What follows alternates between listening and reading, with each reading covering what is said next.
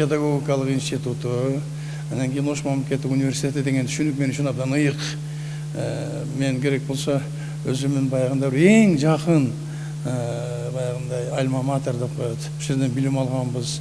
Ал кезде Ош мамлекеттик педагогикалык институту Советтер Союзунун рейтингинде алдыңкы институттардын бири болчу.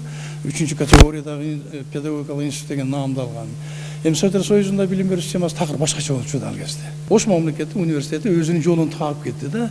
Буга биринчи кезекте Ош мамлекеттик университетинин эмгек жамааты себепкер. Анткени чынында эле ошол бир мынакей 85 жылдык майрамды куттуктаганы турабыз, белгилеген турабыз. Ошол эмгек жамааты өзүнүн ошол көп жылдык салтын, традициясын жоготпоптур да. Тескерисинче аны күчөтүп отуруп, мына бүгүн Ош мамлекеттик университети Кыргызстандагы эң алдыңкы университет. Бардык көрсөтүш боюнча деп айта алам. Мен физика математика факультетинин физика адистигинде окудум. Ал кезде чынында эле талап абдан катуу болчу.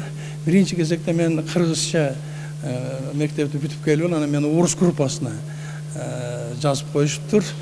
Мен ошо кирүү экзамендердеги көрсөтүшүм жакшы болгондугун айтышты. Ал кезде Сулайман Абдыкалыков деген легендардуу деканыбыз бар болчу. Анан ошого ыйлап кирдим да, мен эми жаш баламын, мен орус группасына экенмин, мен окуй албайм десе, мен далыман таптап көрдүңөр, кандай камкордук.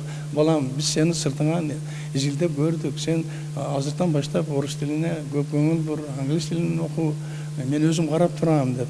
Анан чынында эле 7 жыл окудук. Натыйжада мен ошол кызыл диплом менен бүттүм.